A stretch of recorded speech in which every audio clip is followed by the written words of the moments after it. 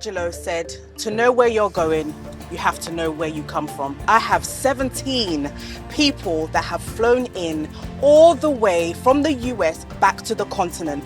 They're here, they are home, and they are ready to explore the journey with myself and Corey.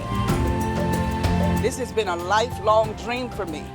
And to be here, and then when I got off the plane, I was so welcomed. I mean, they made me feel like this is home. And I tell you, it's such a beautiful place to be. I think I'm gonna look for me a place to come back and come back and come back. Join me for 10 days as we explore Ghana. Are you ready, guys? Yeah! Let's go!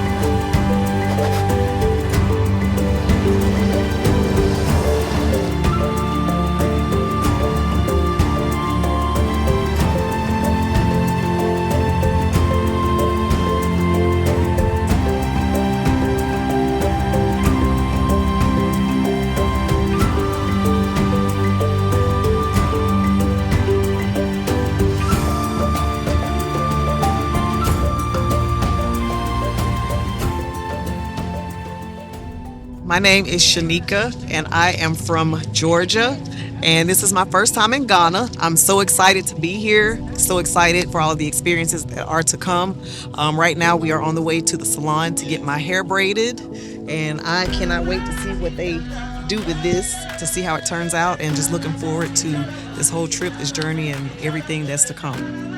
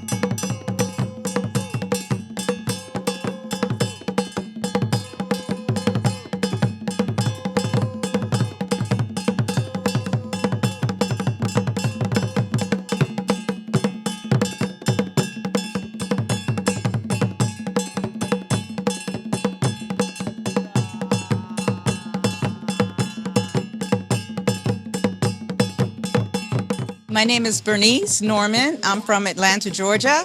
I'm Ashley. I'm from Minnesota, and I'm having a great time here in Ghana.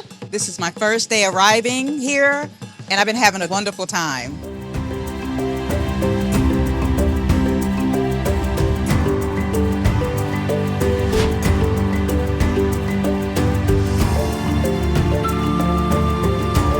We just got done eating some amazing food. We had some jollof. It was tasty. I had rice and beans, I had chicken, potato salad, all kind of different sauces, and the food was absolutely delicious. I loved it. We got to listen to some drums. And I can't wait to continue my journey here in Ghana. And I know this won't be the last time I'm here. I love it already. Happy to be here.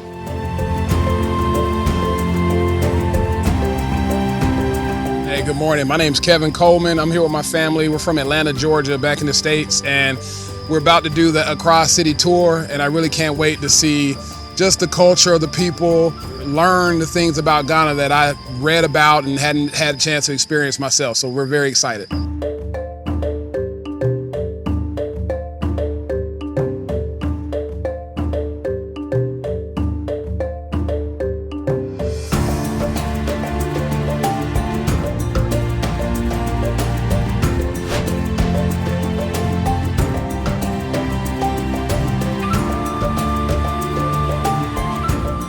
Welcome to the house and the residence of Dr. Du Bois.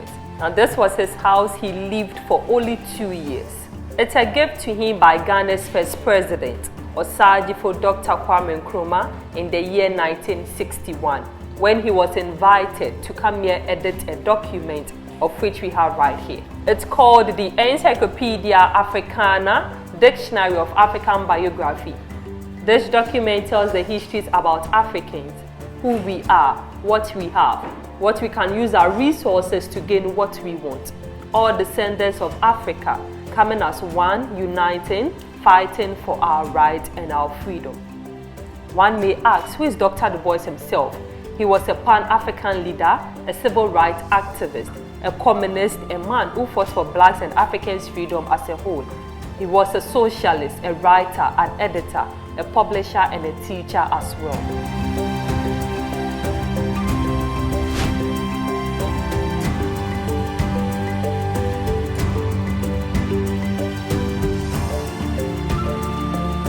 He went to China and celebrated his birthday in China. The Chinese government appreciated him and gifted him 4 gifts. We have 3 in this room because they are still in existence. 1 is no more.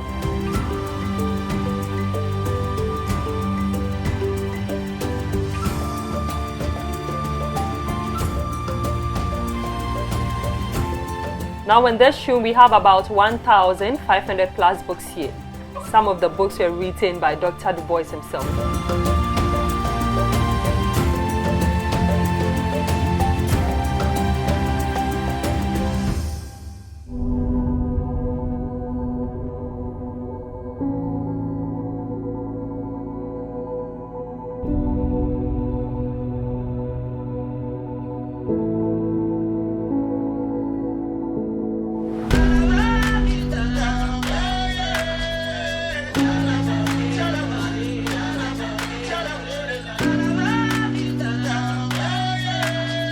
So actually, Dr. Du Bois came to Ghana at an old age. He spent his last 2 years in this house. He died at the age of 95.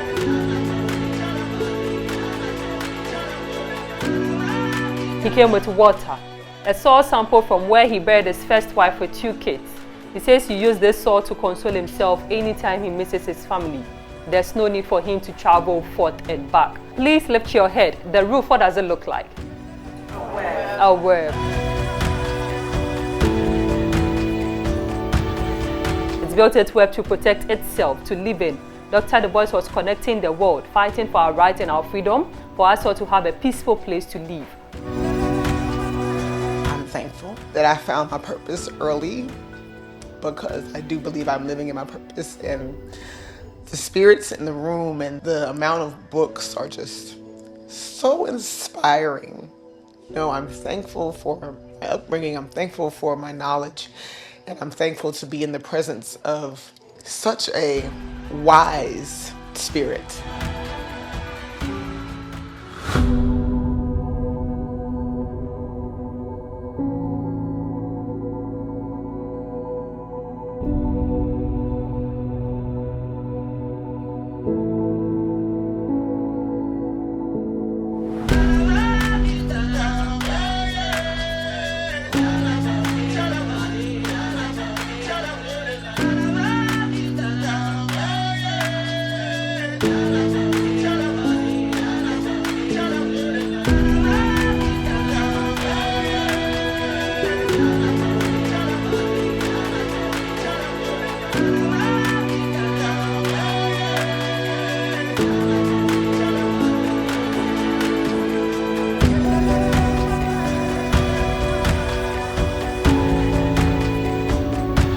The spot where you find Dr. Nkrumah's statue erected was the same spot he did an independence speech, 6 March 1957.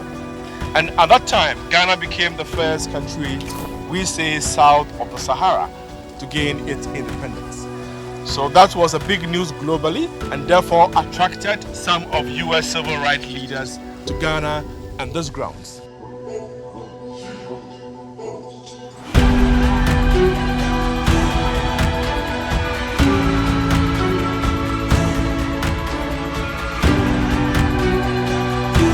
That is pure bronze. And his posture means forward ever, backwards never. He had a party called CPP, which means Convention People's Party. In Ghana, when there's a festival or a big occasion and the chief or the king is coming, often some of his servants go ahead of him, blow to announce his arrival. Similarly, when an important person dies, traditionally, horns are also blown to announce the person's death. So symbolically, the same thing is being done for Dr. Kwame Nkrumah.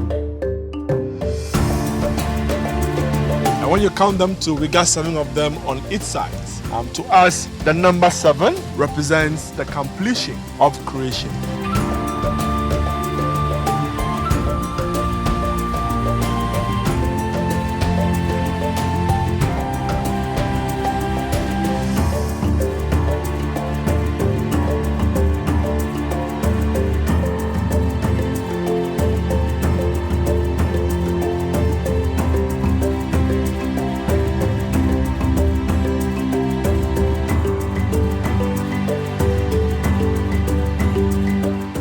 Very emotional, being that he was one of my fraternity brothers, and we can see how he laid the foundation not only for me, but my brothers that come after me. So as Black people, we should unite. The quote that stuck with me is, I'm not Black because I was born in Africa, because Africa was born in me, and that's how I feel now.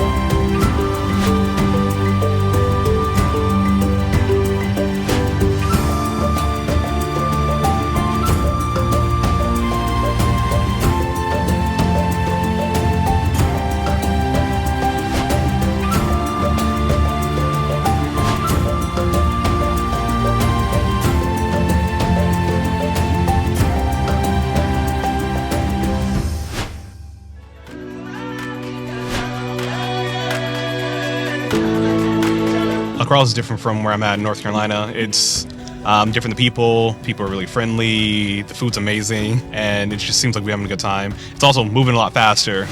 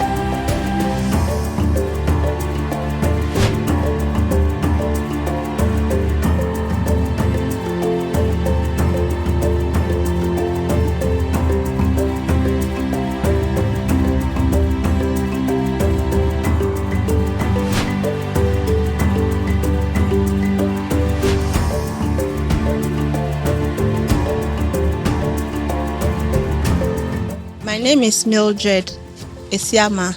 I'm the founder of Impact Care Rehab Foundation. We help children with special needs. I set up the center basically to help children with special needs because I realized that there are no centers that accept them and most schools too do not want to take them as well.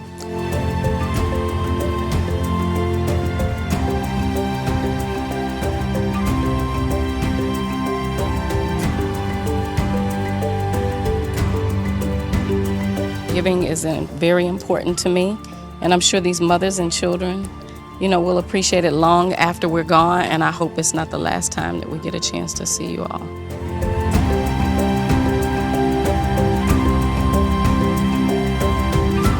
After meeting everyone, I feel a sense of joy but also responsibility to give back and to help out. There was a baby in there having a seizure, and they were concerned about whether or not they should take her to the hospital because they could not afford to. So it takes about $50 to take her to the hospital. So we let them know that we will donate today so that they can make sure that she gets treatment.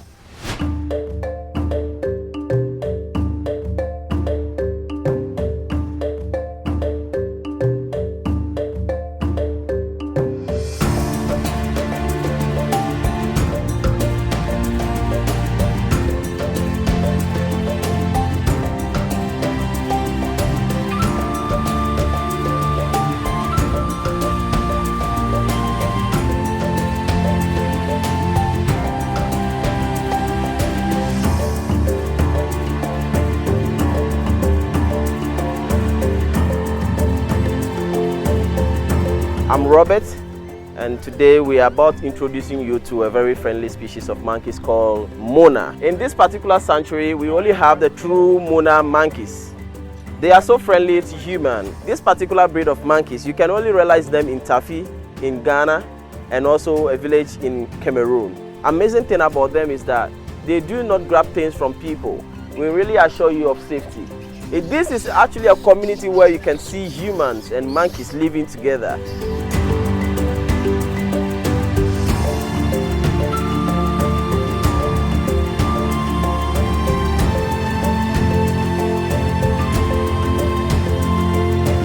Every family has a family leader called Grandpa.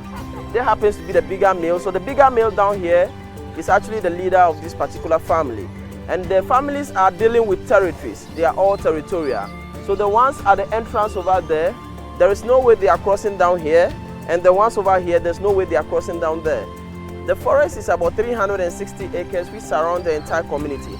Closely, we should be having about 900 monkeys in the entire forest. This experience was amazing. When I first walked up, I didn't know what to expect. The monkeys was running around, and at first I was a little afraid. But then after they climbed on me, they were playful. I settled down and I loved it. I had a great experience. I enjoyed being able to feed them, enjoying seeing them in their natural element, and just this opportunity was one that I will never forget.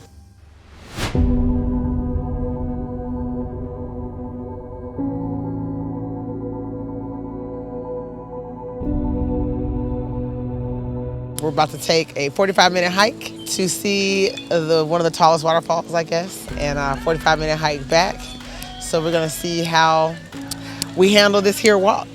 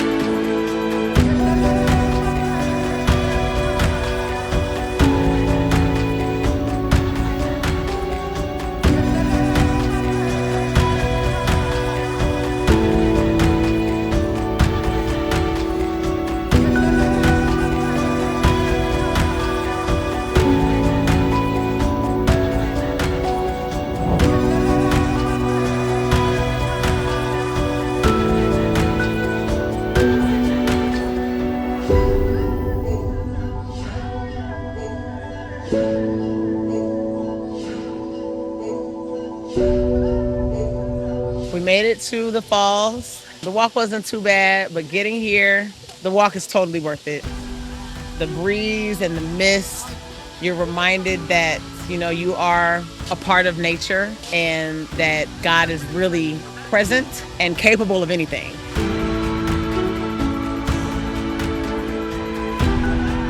This is the most beautiful place I've ever been in the world. I've traveled to multiple countries, and there are no sights like this waterfall behind me. Ghana's been amazing. I've been stress-free since I've been here, and like being in this moment has really just brought me back to like where I should have been a long time ago.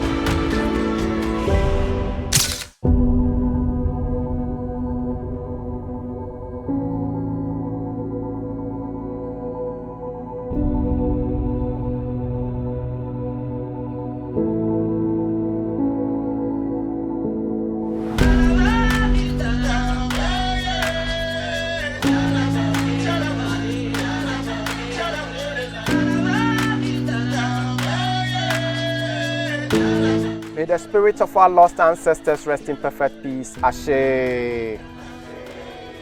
An awareness of our past is essential to the establishment of our personalities and our identities as Africans. That's a quote from Emperor Haile Selassie. There was this British historian who traveled and kept a travel journal entitled The Short History of Gold Coast, telling us many slave markets were used, they were all functional. Two of them played a historical role, Assin Manso and that of the Salaga slave market. Distance is over 400 miles, 653 kilometers. Everyone has to walk. Through the forest, animals attack them. So they tie some of them to trees and give them multiple whips. The blood attracted the animals. Whilst the animals were feeding on them, they moved the rest out of the pack. They succeeded until they met a river called the Pra River. Huge and fast flowing. They couldn't cross it because they were in shackles. None of them knows how to swim. But then the men had to help each other. So those who managed to cross got to this particular land. Others got drowned and they were buried just at the bank of the river. The women went through hell. They had to go through their periods. And with the cramps and all that, they walk with them. They look at the pregnant ones and they cry. The people thought they were crying too loud to give away their location, so they shut them up, forcing stones into their mouth and then having it tied around their necks. If they wouldn't use that, they would gather leaves into your mouth and shut it up with the metal mask. That way you get to shed tears, no one hears your voice. They got here hungry, dirty, skinny, and very, very tired. Here, they were fed not because they were hungry. They fed them because they were looking too skinny. No buyer was such a person. Whilst the food was being provided, they looked at the men. The men with their hairs and beards bushy had to be shaved off with broken bottles and knives. After that, they forced their jaws open, counted their teeth to get to know how old they were, grouped them, and took them on a walk to the river.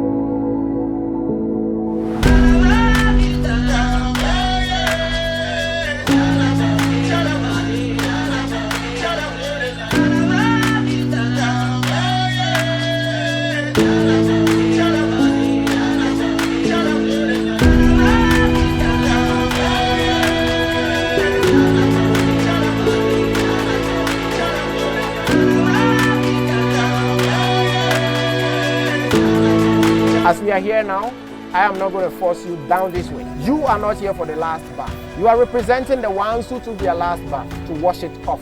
We no longer have to carry the burden of a last bath on our shoulders. So then we will go for a first bath of return on behalf of our ancestors. We will wash our hands, wash our feet, get the water on our body.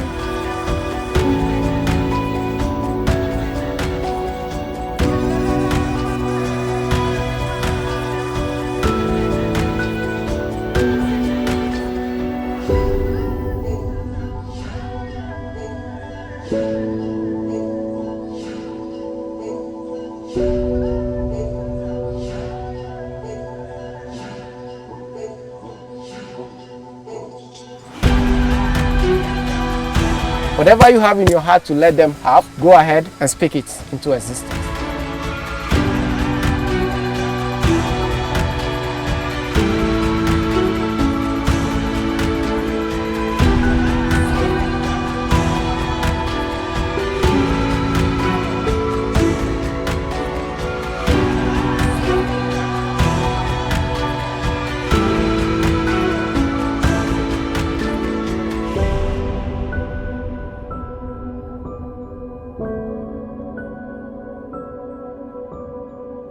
By the time we started walking, I was so angry at every non-melanated person that has done harm to us. I was ready to fight. I was ready to hatch up a plan to what I was getting ready to go back home and do. So when I got in the water and I began to ask those ancestor spirits to take away this anger from me, because I was going to leave here angry at the non-melanated people, as I just continued to just allow the ancestor spirit. I put the water on my legs, I put the water on my hands, and I began to feel release. And then I began to pray for my family and also to just give respect to the ancestors. I think this is a beautiful place. I don't think that I was prepared for it.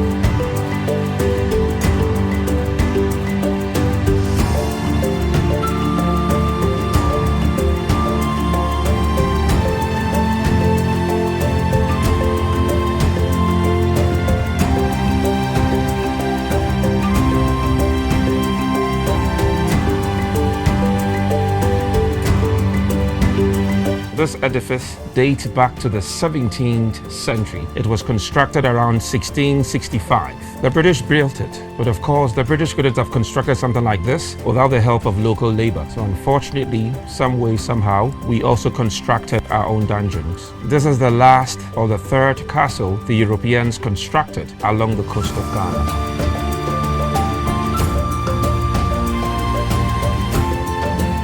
Gold attracted the Europeans to this part of the world. But unfortunately, some history books will say, oh, the main reasons why the Europeans came around was to spread the gospel. But how do you spread the gospel to somebody you deemed not to have a soul?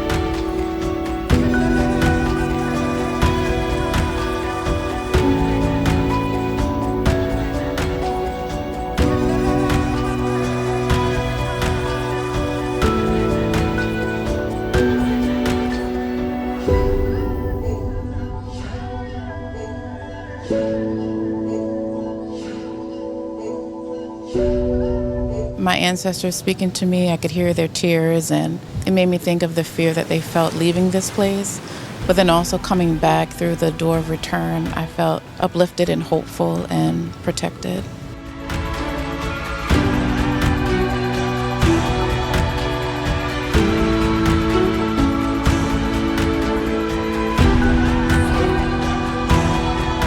Really powerful to be here. I didn't realize I'd have all the senses involved when I came in here. You can smell it, you can taste it. I feel it on my body. I just feel I'm absorbed in it. So spiritually, it's very moving. It's very difficult, but I feel a little bit more powerful knowing that my ancestors survived and I was able to make it back.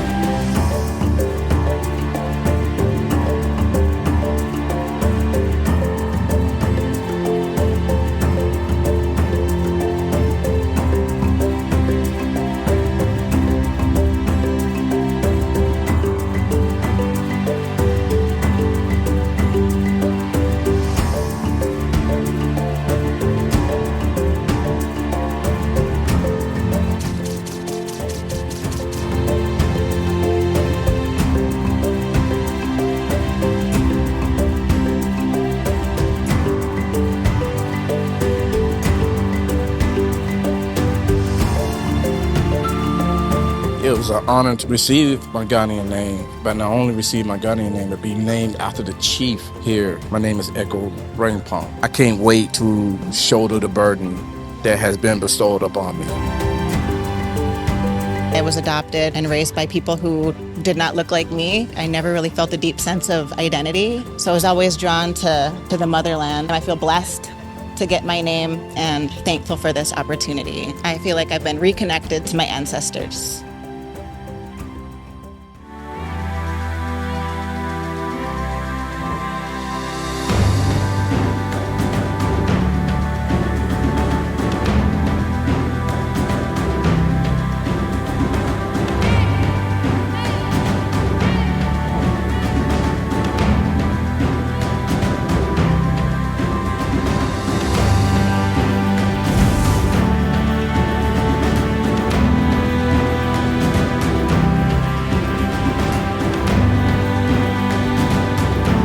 The canopy tour was amazing. It was a little hard walking up the steepness, but Once we get up here, we have this view and it's really beautiful. it was absolutely worth it. I wouldn't trade this experience for anything in the world.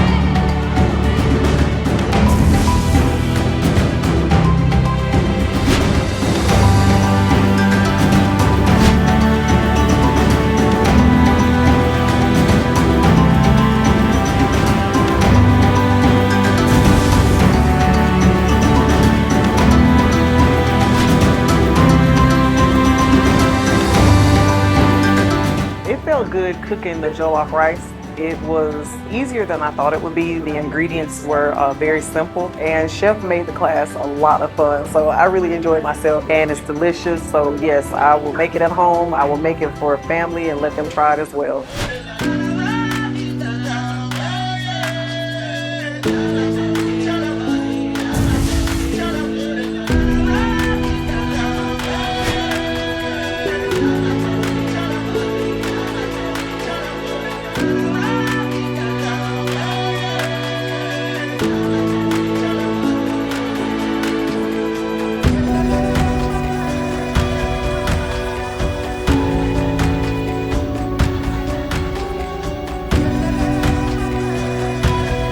I've always seen it and heard things about it, but I've never really experienced it. And it's about roots, traditions, culture, philosophy, all in one. Art. It's magnificent to see the craftsmen doing their thing and creating beautiful works and telling stories in the cloth. It's just absolutely amazing.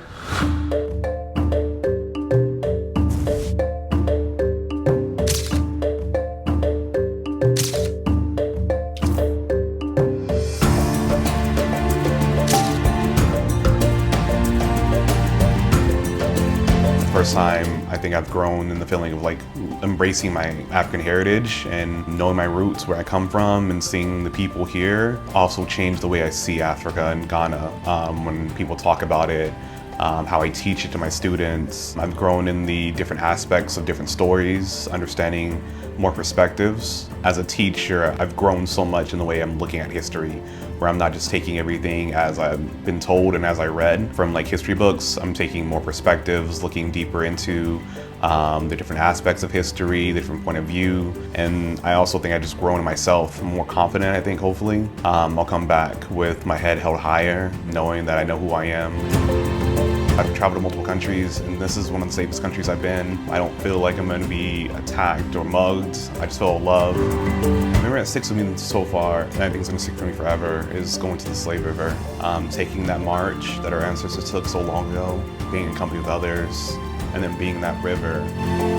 What I'm going to miss about Ghana is the people here. The food, the nature, definitely the culture, especially sleeping well at night. It's very peaceful. The people that I came on this trip with, we have really formed a relationship, a family, and I'm really going to miss being around everybody. I'm definitely going to make my way back to Ghana. If I don't come back with someone else, I'm going to come back with my wife and bring my son back. I want him to know where he comes from. I want him to know his roots.